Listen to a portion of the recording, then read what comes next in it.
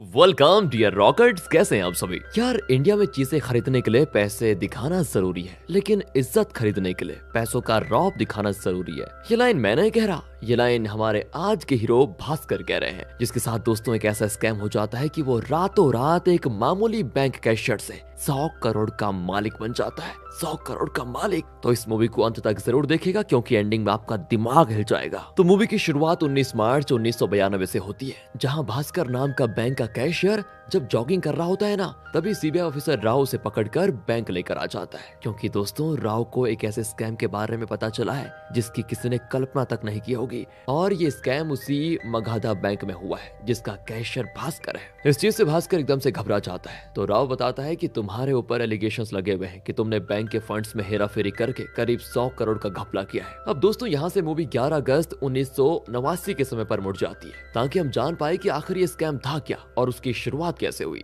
तो 1989 के समय में भास्कर मगधा बैंक का कैशियर है। उसकी सैलरी करीब 6,000 रुपए है। इतने कम पैसों में बड़ी मुश्किल से भास्कर का गुजारा हो रहा है। भास्कर के परिवार में उसकी पत्नी सुमति, बेटा है, और माँ तो बेचारी बचपन में ही चल बसी। पिता भी हैं जो कि बोल नहीं सकते। भाई की पढ़ाई का सारा खर्चा, बहन की शादी के लिए पैसे जोड़ना, इतने सारे काम भले 6,000 रुपए में एक इंसान कैसे कर सकता है। इन्हीं कामों को पूरा करने के लिए भास्कर ने बैंक से लोन लिया है। आस पड़ोस के दुकानदारों पर भी उसकी उधारी चल रही है। इतना ही नहीं, भास्कर ने पटेल नाम के एक जमींदार से बहुत सारे पैसे उधार ले रखे हैं। बताओ यार, जितनी आमदनी नहीं है उससे दोगुना तिगुना ज्यादा इसने उधार ले रखा है। लेकिन भास्कर बड़ी मेहनत और ईमानदारी से काम करता है दोस्तों, और फालतू की छुट्टी कभी नहीं लेता। पिछले 3 साल से लगातार एम्प्लॉय ऑफ द ईयर का अवार्ड जीतते हुए आ रहा है। इतनी मेहनत करने के पीछे भास्कर की असली वजह है प्रमोशन, क्योंकि बैंक में असिस्टेंट रीजनल मैनेजर की पोस्ट खाली है। अगर भास्कर को वो पोस्ट मिल जाती है ना, तो सैलरी उसकी 12,000 हो जाएगी। तब जाकर वो थोड़ा बहुत घर का अच्छा ख्याल रख पाएगा।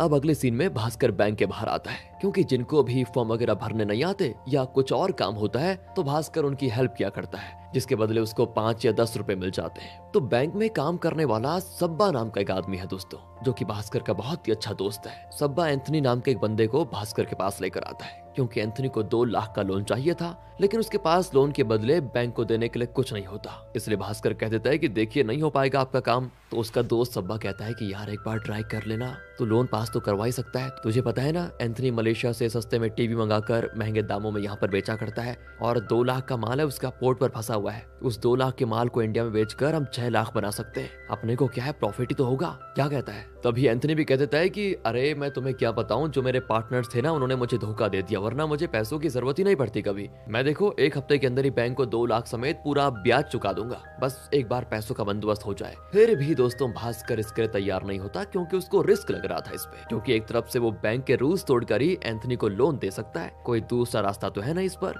अब अगले सीन में दोस्तों पटेल नाम का वही जमींदार भास्कर को बेइज्जत कर देता है, क्योंकि भास्कर उसके पैसे नहीं दे रहा था, और गुस्से में वो भास्कर का स्कूटर लेकर चला जाता है, ये कहते हुए कि पैसे आ जाए तो स्कूटर लेकर चला जाना। सबके सामने खुद को बेइज्जत होता हुआ देखकर भास्कर को काफी बुरा लग जाता है। उसके पास इतने पैसे तक नहीं होते कि वो टैक्सी लेकर बैंक जा पाए, इसलिए वो पैदल ही भागते भागते बैंक आ जाता है। लेकिन वहाँ पर एक और बुरी खबर उसका इंतजार कर रही थी दोस्तों। बैंक आते ही उसे पता चलता है कि जिस असिस्टेंट रीजनल मैनेजर की पोस्ट खाली थी उसे किसी और बंदे को दे दिया गया है। बताओ यार, भास्कर का दिल टूट जाता है कि यार अब कैसे बढ़ेगी मेरी सैलरी। ऐसे में क्या फायदा 3 साल से लगातार एम्प्लॉयज ऑफ द ईयर बनने का। बताओ, इतनी मेहनत के बाद सब बर्बाद हो गया। तब सब्बा भास्कर को बताता है कि रीजनल मैनेजर एक बंगाली है, इसलिए असिस्टेंट ने रीजनल मैनेजर की पोस्ट अपने ही बंगाली आदमी को दे दी है, पता है, जबकि उसका रिकॉर्ड देखो एकदम बेकार है। भास्कर की अब कुछ समझ नहीं आ रहा होता है दोस्तों कि वो क्या करे। वो अंदर से एकदम टूट चुका था। एक तो घर चलाना है, ऊपर से सैलरी इतनी कम कैसे करेगा बेचारा। इसीलिए वो एंथनी को फोन करके अपने पास बुलाता है और उसके हाथ में 2 लाख देकर कहता है कि देखो जितना भी प्रॉफिट होगा उसका 10% मेरा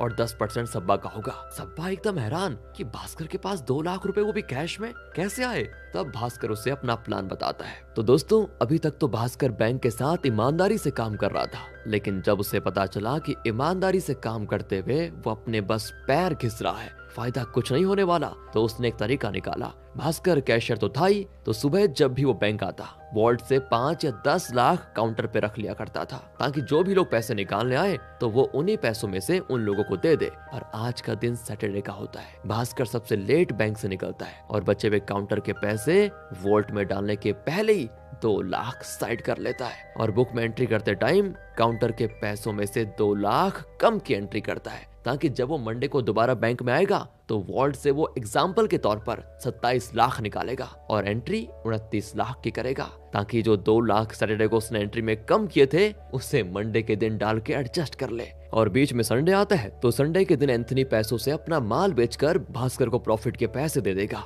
जिससे दोस्तों किसी को कानो कान खबर नहीं होगी।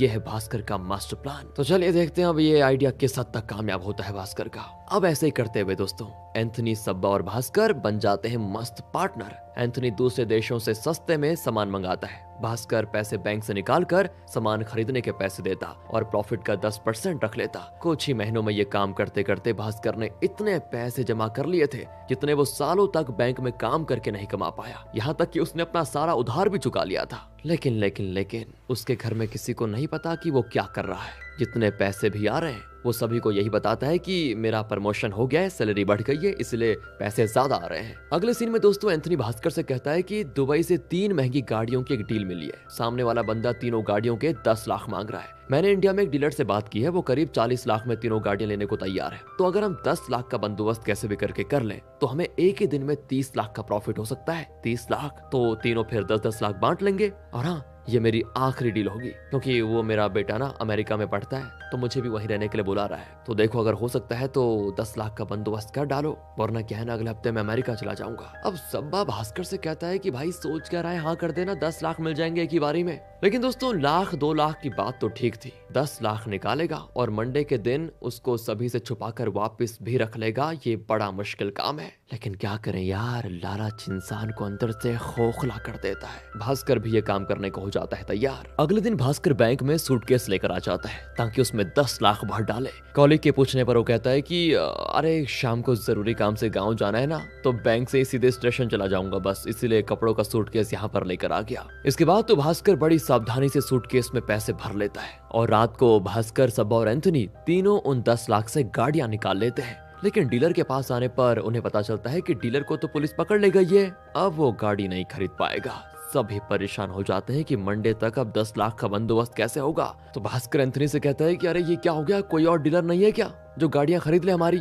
एंथनी कहता है कि डीलर तो है लेकिन वो गोवा में है और बिना नंबर प्लेट की इतनी महंगी गाड़ियों को गोवा कैसे लेकर जाएंगे। और तब भास्कर एक आइडिया देता है, वो एंथनी से कहकर एक नकली गवर्नमेंट नंबर प्लेट मंगवाता है, उसे ही गाड़ी में लगाकर गोवा के लिए निकल जाता है। तो रास्ते में जैसे पुलिस वाले उन्हें चेक करने के लिए रोकते हैं, एक गाड़ी के अंदर से दोस्तों एक नेता अपने साथियों के साथ बाहर निकलता है और पुलिस वालों से कहता है कि तेरी हिम्मत कैसे है मेरी गाड़ी को रुकवाने की। दोस्तों भास्कर ने कुछ भिखारियों को पैसे देकर नेता वाले कपड़े पहन दिए थे और उन्हीं भिखारियों को नेता बताकर वो पुलिस को चकमा देने की कोशिश करता है। पुलिस वाले भी थोड़ा थोड़ा यकीन तो करते हैं लेकिन उन्हें डाउट भी हो जाता है। तो डाउट खत्म करने के लिए दूसरी गाड़ी के अंदर से एक प्रोस्टिट्यूट निकल जाती है। तो भास्कर तो पुलिस वालों से कहता है कि अरे ये संजय दत्त की मूवी की हीरोइन है, बहुत ही वीआईपी है, जल्दी जल्दी जाना है वरना लेट हो जाएगा। बेचारा पुलिस वाला सर झुका कर रह जाता है कि यार ये सब क्या हो रहा है, कौन असली कौन नकली कुछ समझ नहीं आ रहा। इसी कंफ्यूजन में दोस्तों वो उन तीनों गाड़ियों को वहां से जाने की परमिशन दे देता है। तो इस तरह भास्कर का बनाया हुआ प्लान पूरी तरह से वर्क कर गया। मानना पड़ेगा भास्कर को काफी दिमाग वाला आदमी है, लेकिन अभी तो शुरुआत है, आगे भास्कर ऐसे बड़े बड़े स्कैम करेगा जिसके बारे में आपने सोचा तक नहीं होगा। तो अब अच्छा खासा प्रॉफिट बनाने के बाद भास्कर मंडे को उसी कपड़ों के सूटकेस के अंदर 10 लाख लेकर आ जाता है ताकि किसी को पता चलने से पहले ही सारे पैसे रख दे। लेकिन बैंक के अंदर पुलिस को देखकर उसके होश उड़ जाते हैं कि कहीं मेरा प्लान इनके सामने खराब ना हो जाए। लेकिन उसकी जान में जान तब आती है जब उसे पता चलता है कि पुलिस उसके लिए नहीं बल्कि रीजनल मैनेजर और असिस्टेंट रीजनल मैनेजर के लिए आई हुई है, क्योंकि वो दोनों पता है क्या कर रहे थे, बिना प्रूफ के भी बैंक से लोगों को लोन अप्रूव करवाकर कमीशन पा रहे थे अपना। इसीलिए पुलिस उन्हें अपने साथ लेकर जाती है और इसी मौके का फायदा उठाकर भास्कर जैसे ही सूटकेस के पैसे रखने वाला होता है तभी वहाँ बैंक का जनरल मैनेजर आ जाता है, जो भास्कर के पास सूटकेस देखकर बड़ा हैरान होता है कि सूटकेस यहाँ पर क्या कर रहा है। भास्कर कहता है कि सर मैं गाँव गया था, वहीं से सीधे यहाँ पर आ गया हूँ। लेकिन दोस्तों मैनेजर को उसकी बात पर यकीन नहीं होता। वो दूसरे बंदे से कहता है कि जरा एंट्री बुक को चेक करो और देखो कि सारे पैसों का हिसाब सही है या फिर नहीं, और यहाँ पर रखे हुए पैसे भी काउंट करो कि बराबर है या नहीं।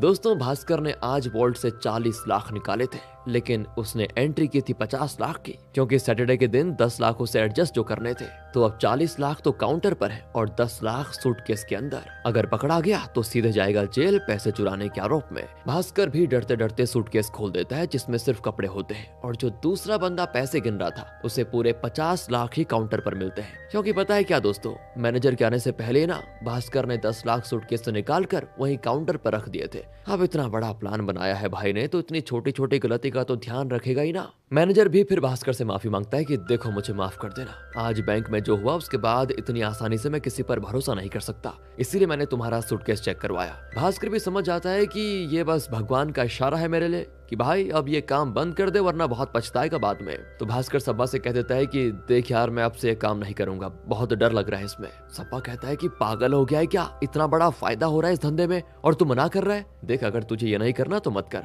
लेकिन मैं तो नहीं छोड़ूंगा इसको। एंथनी तो अमेरिका चला गया लेकिन अब मैं ये धंधा शुरू करूंगा। मैं भी देख बाहर के देशों से सस्ते में सामान मंगवाऊंगा और यहाँ महंगे दाम में बेचूंगा। भास्कर कहता है तुझे जो करना है कर ले, लेकिन मैं नहीं करूंगा। अब भास्कर के पास थोड़े पैसे तो जमा हो चुके थे, लेकिन तभी उसके भाई का एडमिशन लंदन की एक अच्छी कॉलेज में हो जाता है। एडमिशन और वहां पर रहने का खर्चा करीब आता है 6 लाख रुपए। और इतने पैसे तो अभी भास्कर के पास हैं, तो भाई की खुशी के लिए वो सारे पैसे अपने भाई पर लगाकर उसे लंदन भेज देता है। इसके बाद दोस्तों भास्कर जैसे बैंक आता है तो बैंक का चेयरमैन उसे अपने पास बुलाकर कहता है कि देखो हमारे बैंक में भरोसा करने लायक बहुत ही कम बंदे बचे हुए हैं, जो भी स्कैम में जेल गए हैं उनकी सीट खाली है, इसलिए कांग्रेचुलेशन मिस्टर भास्कर, आज तुम्हें प्रमोशन दिया जा रहा है। आज से तुम एक जूनियर लेवल एम्प्लॉय से सीधे असिस्टेंट जनरल मैनेजर बन जाते हो। भास्कर की खुशी का ठिकाना नहीं होता ये सुनकर कि जिस मैनेजर की पोस्ट उसे नहीं दी गई थी आज वो उससे भी बड़ा मैनेजर बन चुका है, जिसकी सैलरी 19,500 रुपए है। उसी के साथ साथ बैंक आने जाने के लिए चेयरमैन भास्कर को एक कार भी गिफ्ट करता है। भास्कर की तो खुशी में 4 चांद लग जाते हैं। घर पर भी वो सभी को मिठाई बांटता है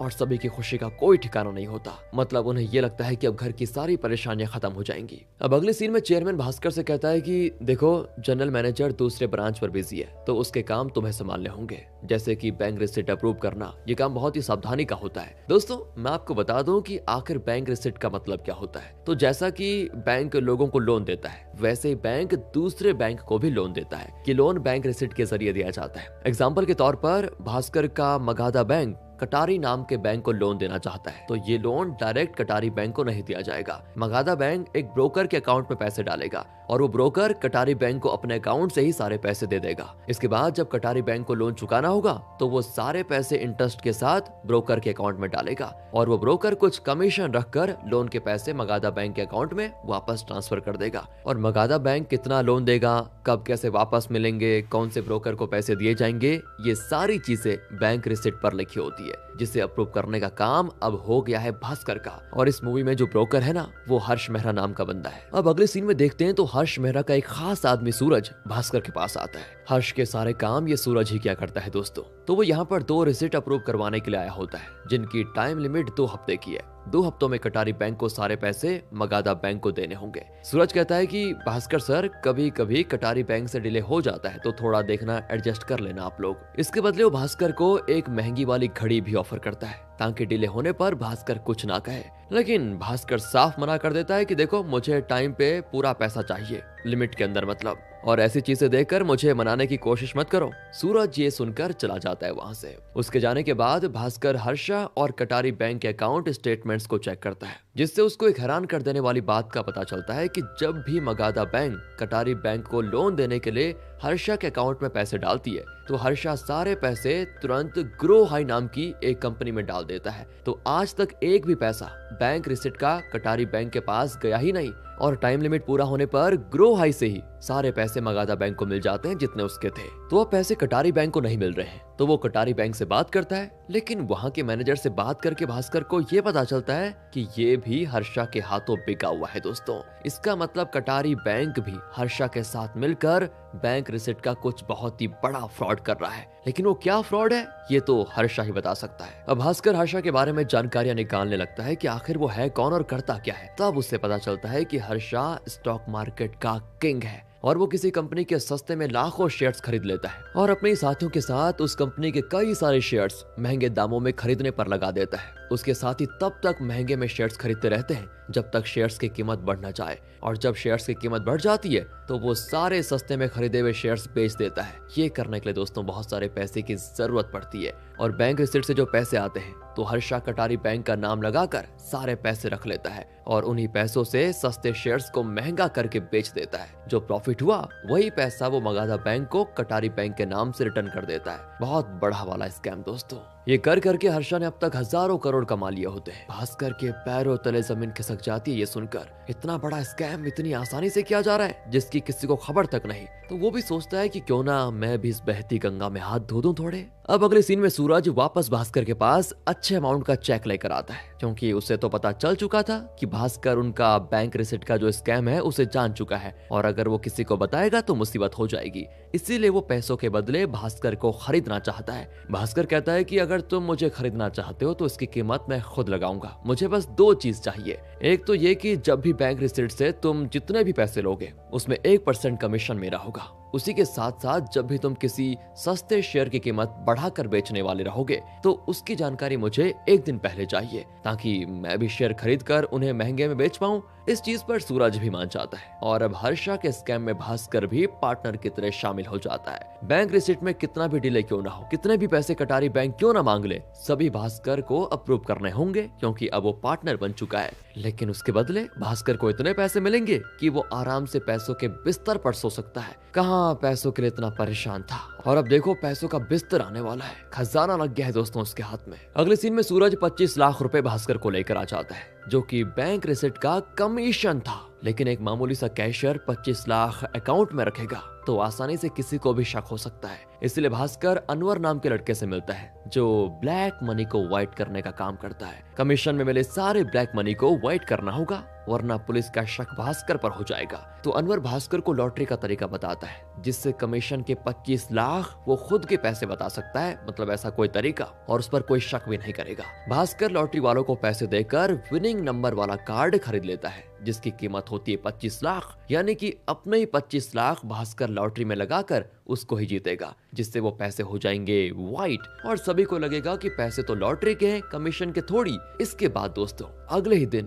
भास्कर के मोहल्ले में शोर मच जाता है कि भास्कर ने 25 लाख की लॉटरी जीत ली है। लॉटरी के 25 लाख टैक्स काटने के बाद 17,50,000 टोटल भास्कर को मिलते हैं, जो कि व्हाइट मनी कहलाएंगे। और फिर वो सारे पैसे भास्कर के बताए हुए शेयर पर लगाकर सस्ते में खरीद लेगा शेयर को, और दाम बढ़ने के बाद उसी टाइम सारे शेयर बेच भी देता है, जिससे एक ही दिन में भास्कर ने 69 लाख रुपए बना लिए होते हैं दोस्तों। 69 लाख, इतने पैसे उसने अपनी जिंदगी में कभी सोचे भी नहीं थे। और अब पैसों की कमी तो भास्कर के पास थी नहीं, तो वो अपनी बहन की शादी में पूरे के पूरे 69 लाख खर्च कर लेता है। वो भी एक ही दिन के अंदर ज्वेलरी की पूरी दुकान, महंगी गाड़ी, हर चीज खरीद लेता है जैसा कि उसने सपना देखा था। और लोगों को तो भास्कर यही बताता है कि लॉटरी में जीते हुए पैसों से ही मैंने शेयर मार्केट में उनको लगाया, जिससे मुझे 10 गुना प्रॉफिट हुआ। एक हिसाब से तो वो सही कह रहा है, लेकिन इसके पहले उसने क्या किया था ये किसी को नहीं पता। अब अगले सीन में अनवर भास्कर से कहता है कि पैसे तो काफी आ रहे हैं, लेकिन हर बार लॉटरी का नाम देंगे तो लोगों को शक हो जाएगा कि हर बार लॉटरी कैसे जीत रहा है ये बंदा।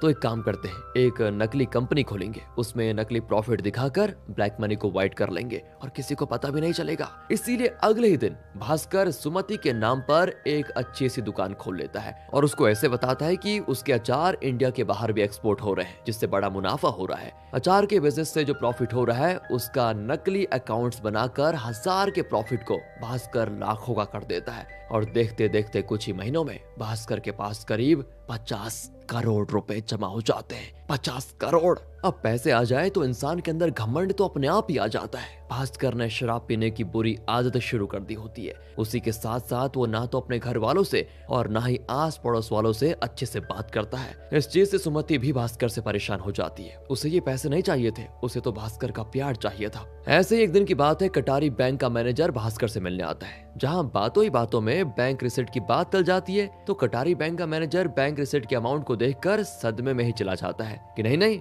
ऐसा नहीं हो सकता। मैं तो बैंक रिसिप्ट सिर्फ 4-5 करोड़ का लेता था, ये 100 से 150 करोड़ का रिसिप्ट कैसे बन गया? इस पर तो मैंने साइन तक नहीं किया है। और भास्कर के पैरों तले जमीन खिसक जाती है कि इसका मतलब हर्षा नकली बैंक रिसिप्ट बनाने का काम भी करता है। क्योंकि दोस्तों अभी तक भास्कर ये सोच रहा था कि कटारी बैंक भी इसमें मिला हुआ है, लेकिन नहीं, हर्षा सब काम नकली कर रहा था। उसने कटारी बैंक की नकली रिसिप्ट बनाई और मैनेजर की नकली सिग्नेचर की भी बैंक रिसिप्ट भास्कर को दे दी, जिसको असली समझकर भास्कर ने कर दिया अप्रूव। पर अब अगर ये स्कैम बाहर आ गया तो हर्षा तो जेल जाएगा ही, नकली बैंक रिसिट अप्रूव और सिग्नेचर करने के लिए भास्कर और कटारी बैंक का मैनेजर भी जेल जाएगा। इसी टेंशन में कटारी बैंक के मैनेजर को आ जाता है हार्ट अटैक और वो बेचारा वहीं पर अपना दम तोड़ देता है। भास्कर तो सूरज पर चिल्लाते हुए कहता है कि तुमने मुझे पहले क्यों नहीं बताया कि ये सारे बैंक रिसिट नकली थे, तुम्हारी वजह से मैं भी बुरी तरह फंस गया हूँ इसमें। सूरज कहता है कि देखो, चीज फ्री में नहीं मिलती, कोई ना कोई कीमत तो चुकानी पड़ती है। अब भलाई इसी में है कि ये खेल खेलते जाओ, तुम्हारा भी फायदा हमारा भी,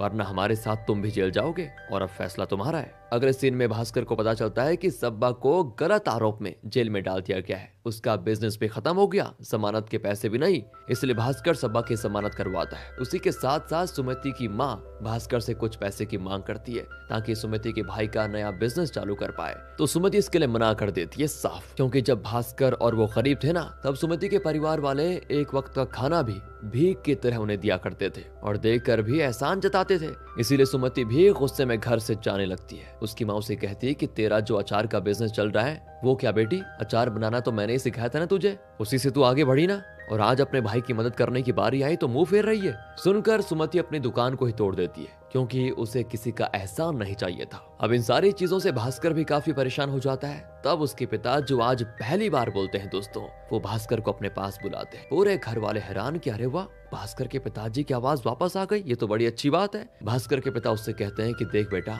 मैं एक चार्टर्ड अकाउंटेंट रह चुका हूँ और मुझे ये तेरा स्कैम पता चल चुका है। मैं अभी से तुझे वार्निंग दे रहा हूँ, सब छोड़ दे, सब कुछ, वरना आगे कुछ नहीं बचेगा। इंसान किसी खेल का कितना ही अच्छा खिलाड़ी क्यों ना हो जाए, ये मैटर नहीं करता, वो खेल कैसे खत्म करता है ये मैटर करता है। पिताजी की बात भास्कर के दिल में बैठ जाती है। उसे समझ आ चुका था कि बस बहुत हो गया, अगर वो आगे इस तरह करता रहा तो पूरी तरह बर्बाद हो जाएगा। अब तक भास्कर ने 100 करोड़ रुपए कमा लिए थे, इसलिए भास्कर यहीं पर विराम लगा देता है। भास्कर सूरज के बैंक रिसिट भी अप्रूव करने से यहाँ से मना कर देता है कि देख, मैं अब से गलत काम नहीं करूंगा। उसी के साथ साथ पैसे के घमंड में उसने जितने भी लोगों से गलत बर्ताव किया था, उन सभी से माफी मांगता है और उनकी मदद भी करता है, जिससे सुमति और उसका रिश्ता फिर से सही हो जाता है। पर ये सारी चीज सूरज से बर्दाश्त नहीं होती और वो जनरल मैनेजर से इसकी शिकायत कर देता है। मैनेजर फिर भास्कर पर चिल्लाता है कि आखिर तुम सूरज के बैंक रिसिट अप्रूव क्यों नहीं कर रहे हो, तुम्हें अपनी नौकरी प्यारी है तो जल्दी काम करो। लेकिन यहाँ भास्कर अपना रिजिग्नेशन लेटर दे देता है मैनेजर को कि नहीं चाहिए मुझे जॉब, किसी और को मेरी पोस्ट देकर उससे करवा लो ये काम। इतना कहकर भास्कर बैंक से चला जाता है। अब हम दोस्तों प्रेजेंट का टाइम देखते हैं, जहां सीबीआई ऑफिसर राव, जिसका नाम मतलब राव है, वो भास्कर से 100 करोड़ स्कैम के बारे में पूछताछ करने के लिए आया है। भास्कर ने उसको सारी कहानी बता दी है। तो राव कहता है, इतनी सफाई से तुमने स्कैम किया कि कोई सबूत तक नहीं छोड़ा जेल जाने का, लेकिन मैं तुम्हें तब भी जेल भेज सकता हूँ, और वो ऐसे कि मैं इनकम टैक्स वालों को तुम्हारे बारे में बता दूंगा और वो रेड मारकर सारा पैसा जब्त कर लेंगे और हमेशा हमेशा के लिए तुम्हें चक्कर लगाने पड़ेंगे जेल के। लेकिन हाँ, तुम्हारे पास एक तरीका है इन सब चीजों से बचने का। तुम्हारे पास जो 100 करोड़ है वो हर्षा के अकाउंट में ट्रांसफर कर दो, कि मैटर यहीं पर शांत हो जाएगा और तुम आराम से अपने घर जा सकते हो, हम सब कुछ संभाल लेंगे खुद ही। सुनकर दोस्तों भास्कर को समझ आ जाता है कि ये सारा का सारा काम हर्षा का किया हुआ था, क्योंकि उसे मेरे 100 करोड़ रुपए चाहिए और इस काम में मगधा बैंक का चेयरमैन और जनरल मैनेजर भी शामिल है। वो भास्कर को 100 करोड़ का चेक सिग्नेचर करने को कहता है। भास्कर भी खुशी खुशी वो कर देता है, क्योंकि उसके लिए उसका परिवार सबसे प्यारा है अब, इसलिए पैसों के बदले वो अपने परिवार को किसी भी खतरे में नहीं डाल सकता। और अब भास्कर वही बन चुका है जो वो पहले था, यानी गरीब। अगले दिन मगधा बैंक के चेयरमैन और बाकियों को पता चलता है कि जो चेक भास्कर ने साइन किया है उस अकाउंट में एक भी रुपया नहीं है। 10 दिन पहले ही भास्कर ने सारा पैसा निकाल लिया था। चेयरमैन और बाकियों ने कंप्यूटर चेक किया था कि भास्कर के अकाउंट में 100 करोड़ हैं, लेकिन दोस्तों उस टाइम ऐसा किया जाता था कि 1 महीने तक सारा बैंक का पैसा निकालना और डालना बुक पर लिखा जाता था और उसकी एंट्री महीने के आखिरी दिन कंप्यूटर पर डाली जाती थी और भास्कर के निकाले हुए पैसे अगले महीने की 1 तारीख को कंप्यूटर पर खाते पर दिखाए जाते हैं। और इस तरह से भास्कर ने यहाँ पर सभी को बेवकूफ बना दिया। भास्कर के घर जाने पर उन्हें वहाँ कोई नहीं मिलता, क्योंकि भास्कर अपने पूरे परिवार के साथ अमेरिका शिफ्ट हो चुका है 100 करोड़ के साथ। जाने से पहले उसने आरबीआई वालों को फ्रॉड की जानकारी दे दी थी कि मगधा बैंक और कटारी बैंक वाले फ्रॉड कर रहे हैं हर्षा के साथ मिलकर, जिसमें सीबीआई ऑफिसर राव भी उनके साथ शामिल है। इस स्कैम का पर्दाफाश भास्कर ने किया था, तो आरबीआई और लोगों की नजरों में वो बन जाता है हीरो और बाकी सारे बदमाश पहुंच जाते हैं जेल। इस प्लान में भास्कर के पिता ने भी दोस्तों उसका साथ दिया था। उन्होंने ही बताया था कि एक बार देश से भाग गए तो फंसने पर भी हमारा कोई कुछ नहीं बिगाड़ सकता। इसी वजह से भास्कर अमेरिका में 100 करोड़ का एक बड़ा सा होटल खरीद लेता है और वहीं पर सेटल। मानना पड़ेगा दोस्तों, भास्कर है तो कमाल, सारा काम कर दिया और किसी को कुछ पता भी नहीं चला। वही बात है ना, सांप भी मर गया लाठी भी नहीं टूटी। उसी के साथ ये मूवी खत्म होती है यहाँ पर। बाकी देखिए सारे कमेंट्स आपका इंतजार कर रहे हैं, आपकी भी इस पर कोई प्रतिक्रिया होनी चाहिए, उसे वहां पर बता दीजिए। मिलते हैं आपसे अगली वीडियो में, ध्यान रखेगा अपना। Thanks for watching.